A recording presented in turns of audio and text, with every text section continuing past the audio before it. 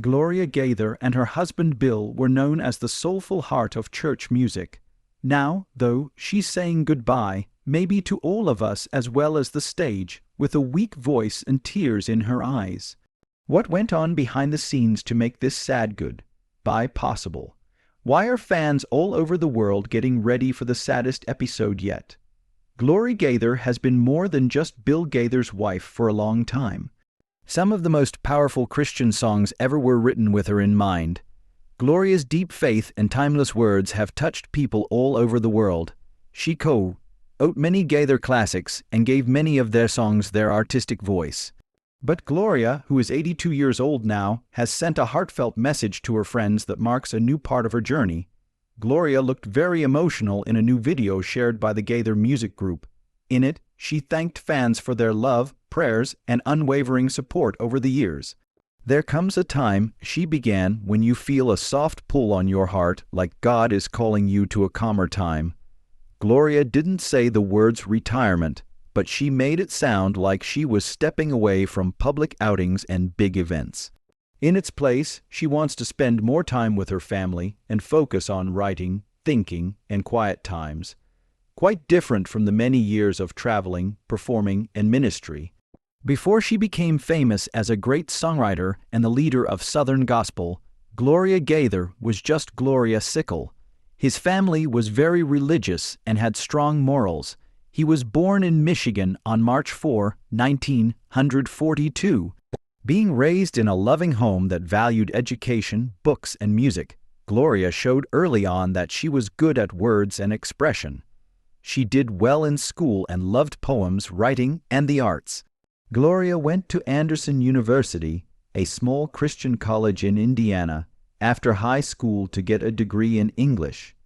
That's where she not only grew intellectually, but also spiritually, which would later show up in every song she wrote. Gloria met a young, active music teacher named Bill Gaither while she was at Anderson. At first, they worked together. Bill had already tried his hand at church music when he formed the Bill Gaither Trio with his brother and sister. It didn't take long for them to become close because they both loved faith and art. They became husband and wife in 1962, and their work together would forever change Christian music. Bill started making music full-time while Gloria kept teaching English at Alexandria High School. But Gloria's skill for writing lyrics and deep poetic understanding started to show up in the trio's songs. Bill wrote the tunes, and Gloria, who was very good at writing, brought them to life with powerful, heartfelt words that millions of people could relate to. Because He Lives, the song she wrote that became a big hit, was her big break. Written when things were rough in their lives, they were expecting their third child and the country was in a state of chaos. By the end of the 1960s, Gloria and Bill Gaither had what many Christians would have called an ideal life. They were married, had a young family, and used music to do service with all their hearts. On the inside, though, they were going through one of the hardest times of their lives in terms of mind and heart. The world was in a mess. There was a war going on in Vietnam. The civil rights movement shook the whole country. There were protests on college campuses, and traditional Christian values were being publicly questioned. The Gaithers were also dealing with their own doubts at the same time. Bill was tired from touring all the time and the stress of his ministry, and Gloria, who was expecting their third child, was worried about what kind of world they would be bringing a kid into. They put their faith in God during this emotional storm, and something amazing happened. Gloria felt a wave of peace and fresh trust in God's promises as she prayed and looked for comfort. In that deep, quiet moment, the lyrics to Because He Lives began to come together. The words weren't written from a place of ease. They were made out of pain, fear, and a pressing need for hope, which is why they touched so many people so deeply.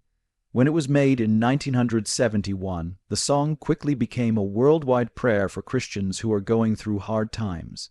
It wasn't just a song. It meant putting your faith in a God who knows what will happen, even if the present seems unclear. Because He Lives was a big hit, which made the Gaithers and Gloria in particular more well-known. All of a sudden, she wasn't just the wife of a church singer or a writer who worked behind the scenes. People knew her as a deep religious voice and a poet whose words could move the heart and soul. Still, Gloria stayed grounded even as the attention got brighter. She kept writing a lot, not just songs but also devotionals, books, and personal essays that were full of wise words about faith, family, and purpose. She wrote more than 700 songs with Bill, and many of them are now heard in churches all over the world. But Gloria's voice may have been truly special because of how she mixed deep theology with real human emotion in her lyrics. She wasn't too proud to write. She wrote about real-life events like being a mother, working in the church, being sad, and being happy. In the 1970s and 1980s, Gloria's influence and presence stayed strong, even as the Gaither vocal band became more well-known and the Homecoming video series began. Not often did she have a microphone in her hand, but her voice was in every song, prayer, and moving moment that touched people. During this time, she also became a good friend to younger Christian singers and a popular speaker at women's events. Because she was smart and had a calm, reflective style, she stood out in a field that was mostly men. It wasn't just what she wrote that made her special. It showed in how well she understood the soul, the struggles of daily life, and the hope that never fades that faith gives us. Gloria was the quiet power behind it all, writing, speaking, and ministering with unmatched grace and wisdom. The Gaither trio grew into the Gaither vocal band, and the Homecoming series became a huge hit.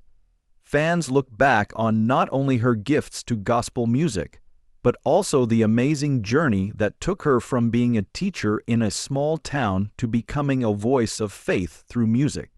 Gloria Gaither became even more of a quiet revolutionary in the world of church music as the 1970s and 1980s went on. There was a steady flow of Gloria's speech beneath their creative and spiritual legacy, even though her husband Bill was often the center of attention. It wasn't loud, but her impact was strong.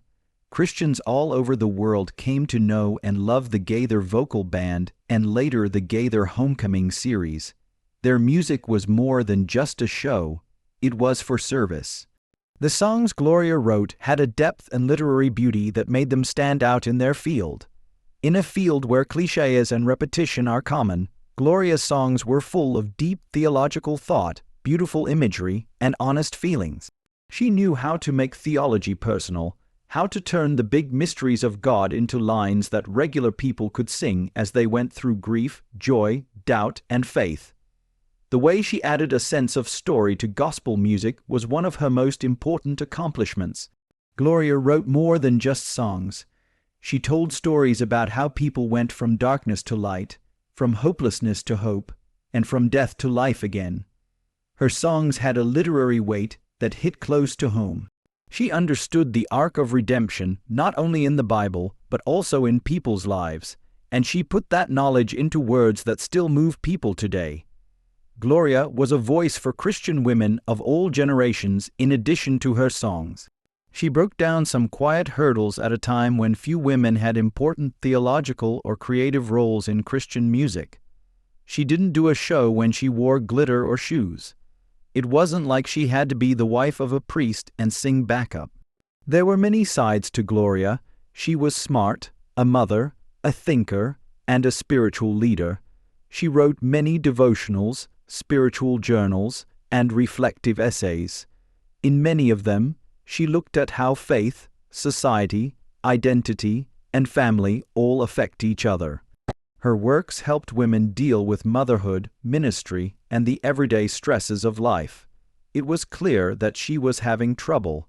She didn't act like she knew everything, but she could help people find someone who did.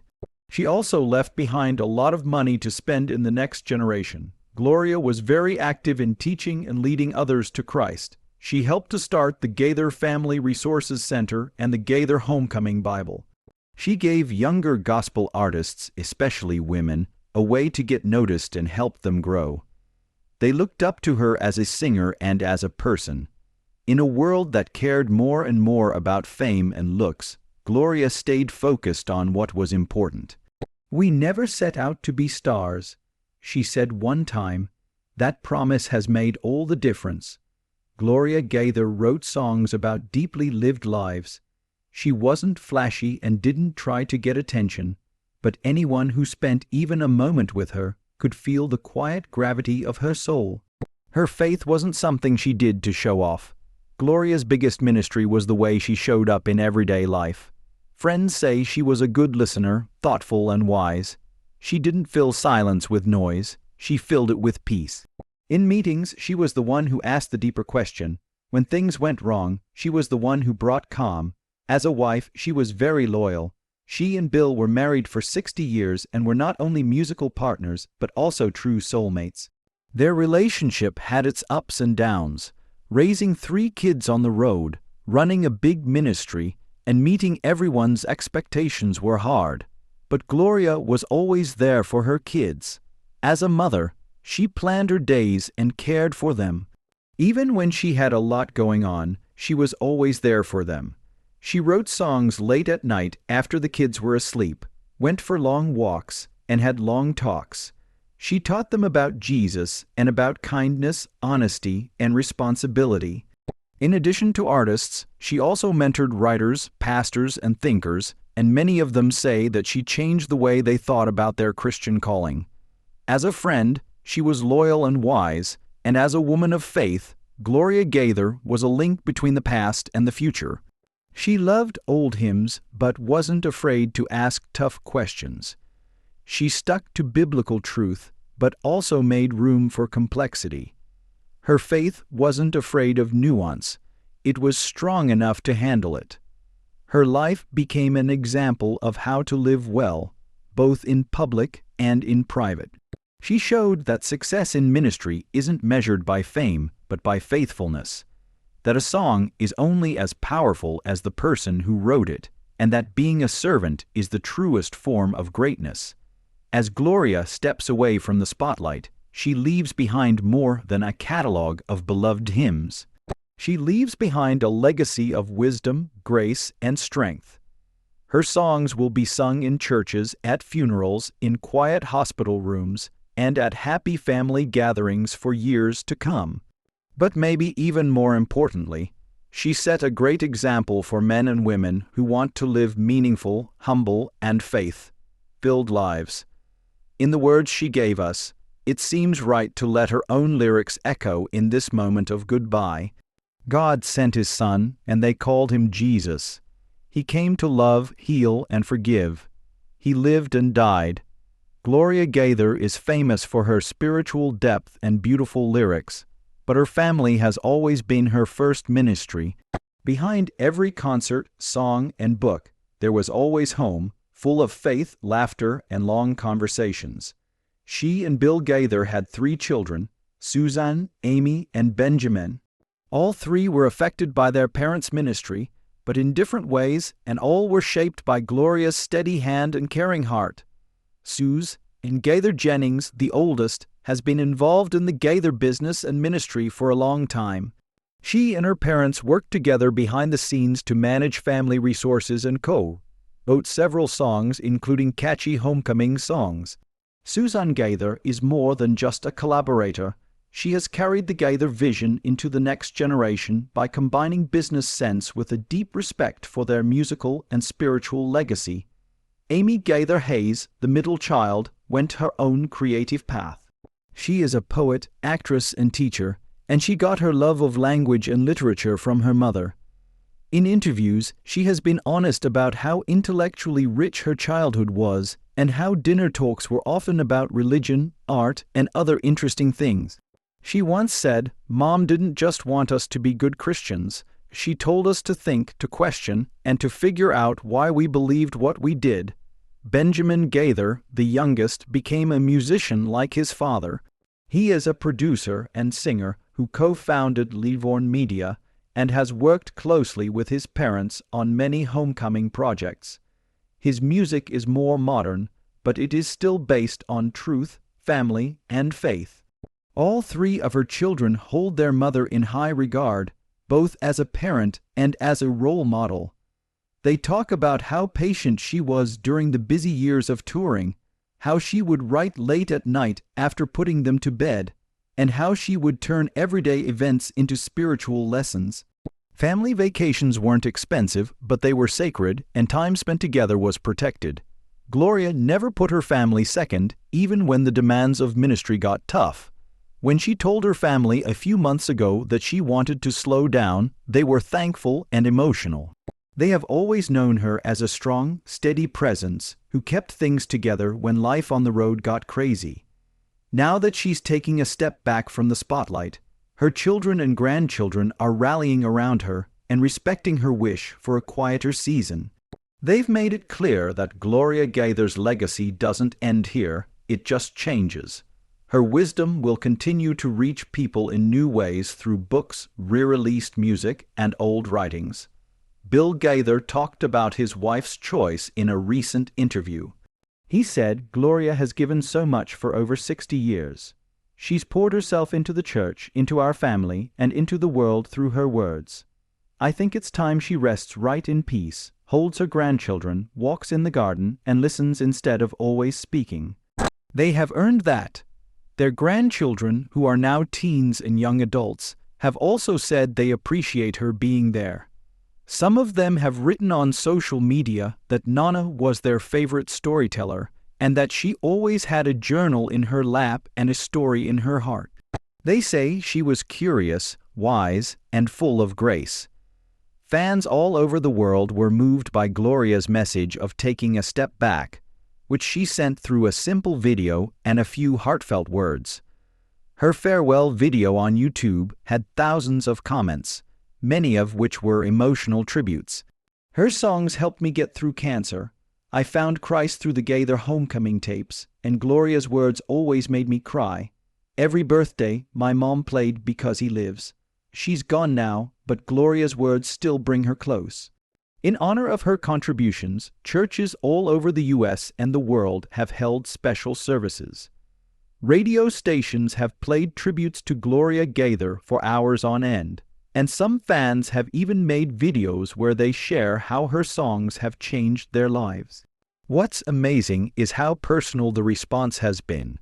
Gloria Gaither never wanted to be famous, but her honesty made people feel like they knew her.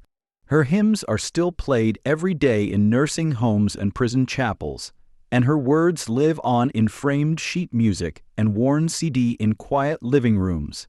Fans are taking a collective breath of relief as they say goodbye to her public presence, not her life. She hasn't said this is the end. She's just said it's time to listen more than speak and rest more than strive. By doing this, she continues to teach by example. As her fans and family say goodbye to her presence on stage, they hold tight to the presence she built in their lives. A heritage that isn't written in lights but in songs, and that isn't carved in stone but in people's hearts.